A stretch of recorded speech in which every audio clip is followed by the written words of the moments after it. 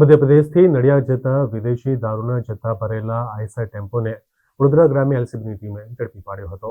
મધ્યપ્રદેશ પાસિંગની એક આઈસર ગાડીમાં દારૂનો જથ્થો ભરીને એક્સપ્રેસ વે ઉપર થઈ વડોદરાથી નડિયાદ તરફ આ ગાડી જનાર છે તેવી બાતમીના આધારે જિલ્લા એલસીબી ટીમ આજોડ ગામની સીમમાં આવેલ એક્સપ્રેસ વે ટોલનાકા પર વોચમાં રહી હતી।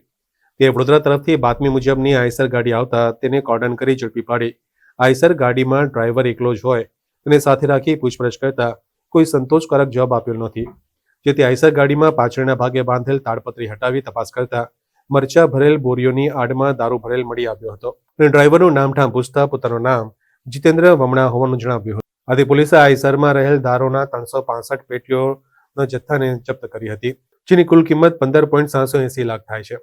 જેથી પોલીસે આઈસરમાં રહેલ દારૂની 365 પેટીઓ ઝડપી પાડી હતી।